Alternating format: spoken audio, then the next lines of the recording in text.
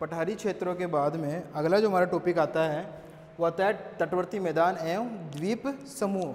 जो हमारे भारत का तटवर्ती मैदान और द्वीप समूह के रूप में हम इसका अध्ययन करेंगे। ठीक है, देखिए भारत का मैप आपको दिख ही रहा है इसमें। ठीक है, तो भारत के मानचित्र में इसमें हमारा जो पश्चिमी तटीय मैदानी प्रदेश है वो दिखाया गया है। ठीक है, काठियावाड़ तट से लेकर यहाँ पर अपने कन्याकुमारी तक इसका विस्तार है वो देखने को मिलता है, लगभग 1600 किलोमीटर के एरिया में। ठीक है, तो हम बात करते हैं हमारे सबसे पहले पश्चिमी तटीय मैदान की। पश्चिमी तटीय मैदान की हम बात करते हैं। ठीक है, तो देखिए इसके विस्तार की हम बात करते हैं। विस्तार, पश्चिमी तटीय मैदान का जो विस्तार हमारा है वह गुजरात में, आपके गुजरात में सूरत से लेकर गुजरात में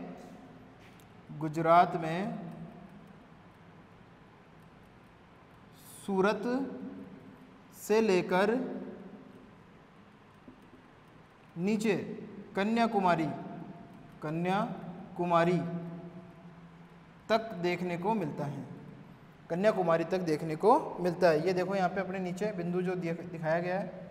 ठीक है, यहाँ पे सूरत से लेकर कन्याकुमारी तक इसका विस्तार जो है वो हमको देखने को मिलता है। ठीक है, कौन से तट का? पश्चिमी तटीय मैदान का। ठीक है, इसकी जो लंबाई है, लंबाई जो है वो लगभग 1600 किलोमीटर में देखने को मिलती है। ठीक है, कितने किलोमीटर में देखने को मिलती है? 1600 किलोमीटर में। इसके 4 उपभाग देखने को मिलते हैं। इसके 4 उपभाग हमको देखने को मिलते हैं, काठियावाड़ तट, कोंकण तट, मैंगलोर तट और मालाबार तट। ये 4 जो तटीय भाग है इस मैदान के हमको देखने को मिलते हैं, हमारे पश्चिमी तटीय मैदान के। काठियावाड़ तट, कोंकण तट, मैंगलोर तट और मालाबार तट। ठीक है, इस संपूर्ण तटीय भाग की जो लंबाई है वो 1600 किलोमीटर के लगभग हमको देखने को मिलती है। ठीक है, सबसे पहले हम बात करते हैं हमारे काठियावाड़ तट की। काठियावाड़ जो तट है इसका विस्तार जो है वो सौराष्ट्र से लेकर सूरत तक देखने को मिलता है। सौराष्ट्र से लेकर सूरत तक देखने को मिलता है। इसकी जो लंबाई है वह 150 किलोमीटर। कितनी है? 150 किलोमीटर। पहला कौन सा हो गया हमारा? काठियावाड़ तट। ठीक है, इसका जो विस्तार है वह सौराष्ट्र से लेकर सूरत तक और इसकी लंबाई जो है वह 150 किलोमीटर। यह हो गया आपका पहला काठियावाड़ तट। दूसरा जो हमारा आता है वो आता है आपका कोंकण तट। कौन सा आता है? कोंकण तट। कोंकण तट की बात करेंगे। ठीक है, कोंकण तट का जो विस्तार है वह सूरत से लेकर गोवा तक हमको देखने को मिलता है। विस्तार सूरत से लेकर गोवा तक इसका विस्तार है वो हमको देखने को मिलता है हमारे कोंकण तट का। और इसकी जो लंबाई है वो 500 किलोमीटर। कितनी है? लंबाई 500 किलोमीटर के लगभग हमको देखने को मिलती है। तीसरा जो हमारा आता है वो आता है मैंगलोर तट। हमारा कौन सा आता है? मैंगलोर तट या कन्नड़ तट। ठीक है, इसका विस्तार जो है गोवा से लेकर मैंगलोर तक देखने को मिलता है।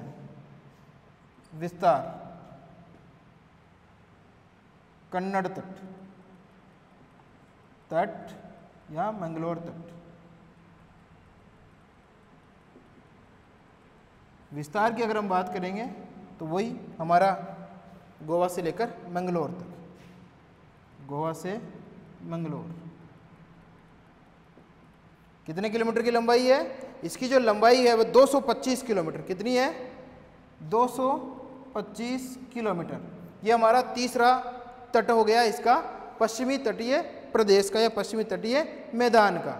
चौथा आता है इसका मालाबार, ये वाला, ठीक है, ये हो गए हमारे और ये हो गए, ठीक है। मालाबार तट की बात कर लेते हैं। मालाबार तट का जो विस्तार है मैंगलोर से लेकर विस्तार मंगलोर से लेकर कन्याकुमारी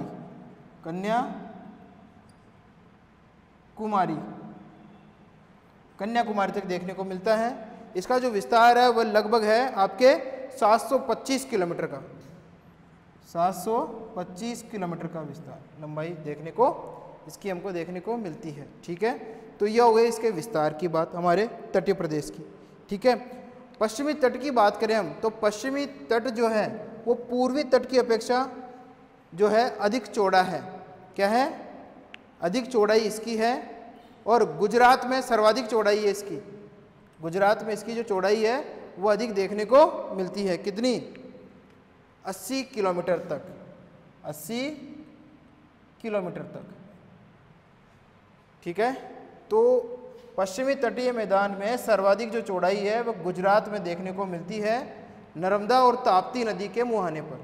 नर्मदा और ताप्ती नदी के मुहाने पर, नर्मदा ताप्ती नदी मुहाने पर सर्वाधिक चौड़ाई इसकी 80 किलोमीटर देखने को मिलती है पश्चिमी तटीय मैदानों की। पश्चिमी तटीय मैदान हमारे पूर्वी तटीय मैदानों की अपेक्षा अधिक चौड़े मगन तट, अधिक चौड़े मगन तट धारण करते हैं, अधिक चौड़े मगन तट धारण करते हैं। पश्चिमी जो तट हमारे हैं उनमें अधिक चौड़े मगन तट पाए जाते हैं अपेक्षा करें अगर हम पूर्वी तट की, ठीक है। तो पूर्वी तट की तुलना में हमारे पश्चिमी तटीय मैदानों में मगन तट जो है वो अधिक चौड़े देखने को मिलते हैं, ठीक है। ये बात हो गई मगन तटों की यहाँ पे, ठीक है। अब यहाँ पे जो कन्नड़ तटीय मैदान है, पश्चिमी तटीय मैदान में कन्नड़ तटीय मैदान या मंगलोर तटीय मैदान जो है वो सर्वाधिक संकरा है। यहाँ पे कैसा है? सर्वाधिक संकरा अगर कोई मैदानी प्रदेश यहाँ पे है तो वो आपका मंगलोर तट का है, ठीक है। पश्चिमी तटीय मैदान की अगर हम बात करें, पश्चिमी तटीय मैदान की अगर हम बात करें तो यहाँ पर भारत का सर्वाधिक गर्म मसाला, भारत का सर्वाधिक गर्म मसाला और नारियल, ठीक है, गर्म मसाला हो गया, नारियल हो गया, और आपके नारियल के अलावा यहाँ पे जो प्रमुख फसल है जैसे कि चावल और सुपारी, चावल, सुपारी, गरम मसाला और नारियल यहाँ पर मुख्य रूप से बोए जाते हैं या प्राप्त किए जाते हैं, ठीक है। मालाबार जो तट है हमारा, इस मालाबार तट पर लेगून झीलें, जो लेगून झीलें हैं वो अधिक देखने को मिलती है। जो कटे फटे भाग है उन कटे फटे भागों में पानी भर जाता है जिससे फिर आगे चलकर लेगून झीलों का निर्माण हो जाता है, ठीक है। लेगून झीलें भी यहाँ पे अधिक देखने को मिलती है आपके मालाबार तटीय प्रदेशों में। मालाबार तटीय मैदान में जो है वो आपको लेगून झीलें अधिक देखने को मिलती है। कौन सी झीलें? लेगून झीलें, लेगून झील अधिक देखने को मिलती है आपके, ठीक है। तो ये हो गई आपके मालाबार तट के बारे में, ठीक है। इस पूरे तट का जो ढाल की अगर हम बात करेंगे वो कैसा है? पूर्व से पश्चिम की तरफ ढाल जो है, ढाल स्वरूप की अगर हम बात करें तो वो जो है ढाल स्वरूप पूर्व से पश्चिम यहाँ पे देखने को मिलता है। पूर्व से पश्चिम ढाल स्वरूप कैसा है? पूर्व से पश्चिम यहाँ पे ढाल स्वरूप हमारा देखने को मिलता है, ठीक है। ये इसका ढाल स्वरूप हो गया हमारे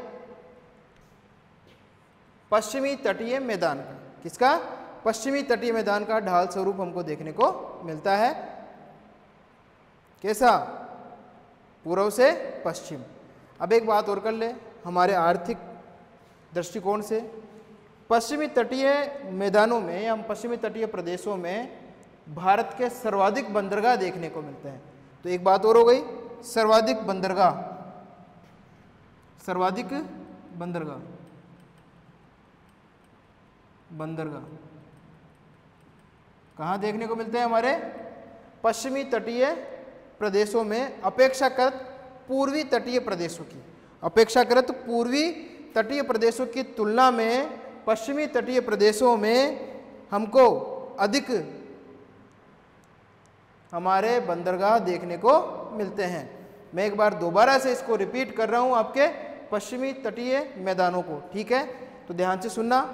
पश्चिमी तटीय मैदान जो है उसका जो हमारा जो विस्तार है, अगर हम विस्तार की बात करें तो आपके सूरत से लेकर, गुजरात के सूरत से लेकर कन्याकुमारी तक इसका विस्तार हमको देखने को मिलता है। गुजरात में सूरत से लेकर कन्याकुमारी तक इसका विस्तार है वो हमें देखने को मिलता है हमारे पश्चिमी तटीय मैदान का। इसकी जो लंबाई है, ये जो विस्तार है वो 1600 किलोमीटर, कितना है? 1600 किलोमीटर हमको देखने को मिलता है, ठीक है? इस पश्चिमी तटीय प्रदेश को, इस पश्चिमी तटीय प्रदेश को हम 4 भागों में बांटते हैं। पहला जो आपका आता है काठियावाड़ तट, फिर आता है कोंकण तट, फिर आता है मैंगलोर तट, और फिर उसके बाद में सबसे बाद में मालाबार तट। मैंगलोर तट को हम कन्नड़ तट के नाम से भी जानते हैं, ये ध्यान रखने की बात है। तो अब सबसे पहले हम बात करते हैं हमारे इस तट में जो आता है काठियावाड़ तट। काठियावाड़ तट हमारा ये रहा। काठियावाड़ तट का विस्तार की अगर हम बात करेंगे तो सौराष्ट्र से लेकर सूरत, सौराष्ट्र से लेकर सूरत तक इसका विस्तार देखने को मिलता है 150 किलोमीटर की लंबाई में। 150 किलोमीटर की लंबाई में इसका विस्तार हमको देखने को मिलता है। अगला जो इसका दूसरा जो तट आता है वो आता है कोंकण तट। कौन सा आता है? कोंकण तट। अब कोंकण जो तट हमारा है उसका विस्तार की अगर हम बात करेंगे तो सूरत में शुरू होता है और गोवा में ये खत्म होता है हमारा कोंकण तट। कौन सा तट? कोंकण तट, ठीक है? अगर इसकी लंबाई की हम बात करें तो 500 किलोमीटर, कितने किलोमीटर? 500 किलोमीटर की इसकी लंबाई हमको देखने को मिलती है, ठीक है? उसके बाद में तीसरा हमारा आता है कन्नड़ तट या मैंगलोर तट, ठीक है? कन्नड़ तट या मंगलोर तट का जो विस्तार है वो गोवा से शुरू होकर मंगलोर पे खत्म होता है। कहाँ पे खत्म होता है? मंगलोर पे खत्म होता है। और इसकी जो लंबाई है वो 225 किलोमीटर है। कितनी है? 225 किलोमीटर। एक संक्षिप्त परिचय की बात हम कर रहे हैं यहाँ पे, ठीक है? उसके बाद में हमारा इसका अंतिम जो भाग है वो है मालाबार तट। कौन सा है? मालाबार तट। अब मालाबार जो तट है ये रहा। मालाबार तट जो है इसका विस्तार की बात करें तो मैंगलोर से शुरू होता है और कन्याकुमारी तक इसका विस्तार हमको देखने को मिलता है 725 किलोमीटर की लंबाई में। 725 किलोमीटर की लंबाई में इसका विस्तार हमको देखने को मिलता है, ठीक है?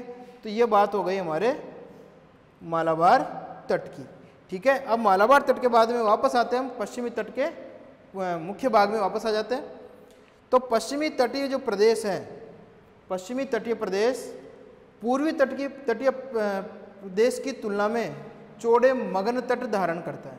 चौड़े मगन तट धारण करता है। इसके अलावा पश्चिमी तटीय प्रदेश में, पश्चिमी तटीय प्रदेश में जो है गरम मसाले, चावल, सुपारी और नारियल की खेती हमको देखने को मिलती है। सर्वाधिक जो चौड़ाई इस तट की है वो हमारे नर्मदा और ताप्ती के मुहानों पर देखने को मिलती है। 80 किलोमीटर। कितने किलोमीटर? 80 किलोमीटर, ठीक है? ये सर्वाधिक चौड़ाई की हम बात कर रहे हैं। और सर्वाधिक संकरे भाग की अगर हम बात करेंगे तो वो आपके कन्नड़ तट में देखने को मिलती है। तो सर्वाधिक संकरा जो है वो आपका मंगलोर तटीय मैदान यहाँ पे देखने को मिलता है, ठीक है? ये हो गया हमारा पश्चिमी तटीय प्रदेश पूरा। कौन सा हो गया? पश्चिमी तटीय प्रदेश। उसके बाद में जो अगला हमारा आता है वो आता है पूर्वी तटीय प्रदेश। ठीक है,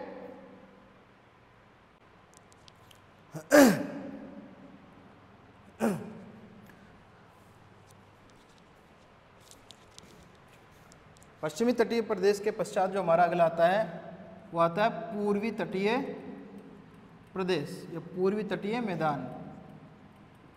ठीक है, पूर्वी तटीय मैदान की हम बात करेंगे। ये जो हमारा पूर्वी तटीय मैदान आपको दिखाई दे रहा है, पूर्वी तटीय प्रदेश जो हमारा दिखाई दे रहा है, उड़ीसा या उत्कल तट से लेकर यहाँ पे कोरोमंडल तट तक इसका विस्तार देखने को मिलता है, जिसका अंतिम बिंदु हमारे वही कन्याकुमारी तक देखने को मिलता है। ठीक है, इसकी बात करते हैं, इसके विस्तार की हम बात करते हैं, पूर्वी तट के विस्तार की हम बात करते हैं। इस पूर्वी तट का जो विस्तार है वह स्वर्ण रेखा नदी से लेकर स्वर्ण रेखा नदी के मुहाने से लेकर कन्याकुमारी तक देखने को मिलता है। स्वर्ण रेखा से लेकर कन्याकुमारी तक इसका जो विस्तार है वो हमको देखने को मिलता है। यहाँ पर इस पूर्वी तटीय मैदान पर नदियाँ डेल्टा अधिक बनाती हैं। पूर्वी तट मैदानों पर नदियाँ डेल्टा अधिक बनाती हैं। क्या अधिक बनाती हैं? डेल्टा। ठीक है, और इसी तट पर भारत की सबसे बड़ी लेगून झील चिल्का देखने को मिलती है। चिल्का पुलिकेट यहाँ पे देखने को मिलती है। भारत की सबसे बड़ी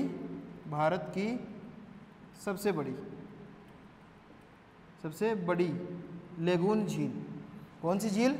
लेगून झील जो है वो हमको यहाँ पे देखने को मिलती है। ठीक है, पूर्वी तट पर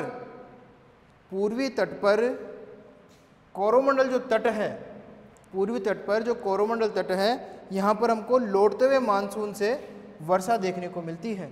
सर्दियों में लौटते हुए मानसून से वर्षा देखने को मिलती है, जो कि दक्षिणी पश्चिमी और उत्तरी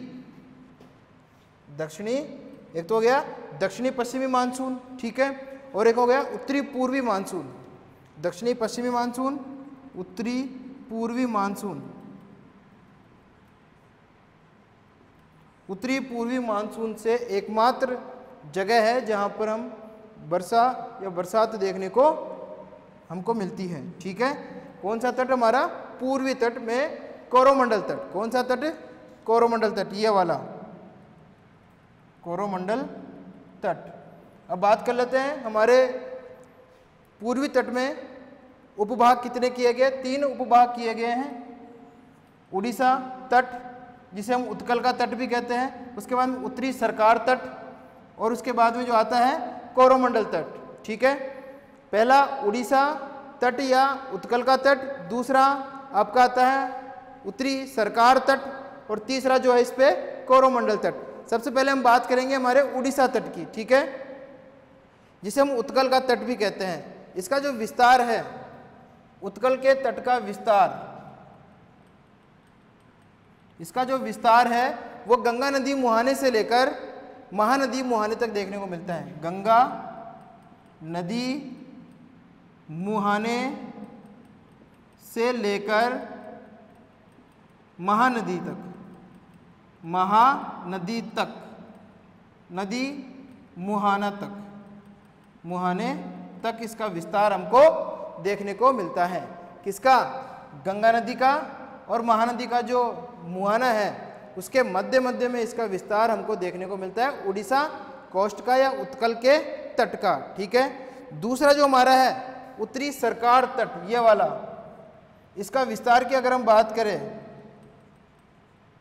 इसके विस्तार की अगर हम बात करें तो इसका जो विस्तार है वो आपके महानदी से लेकर कृष्णा नदी तक, महानदी से लेकर कृष्णा नदी तक देखने को मिलता है। कृष्णा नदी तक। और इस तट को काकीनाडा तट भी कहते हैं, काकीनाडा तट भी कहते हैं। क्या कहते हैं? काकीनाडा तट भी हम नॉर्दर्न कोस्ट को या उत्तरी सरकार तट को हम कहते हैं। ठीक है, इसका विस्तार जो है महानदी से लेकर कृष्णा नदी तक हमको देखने को मिलता है।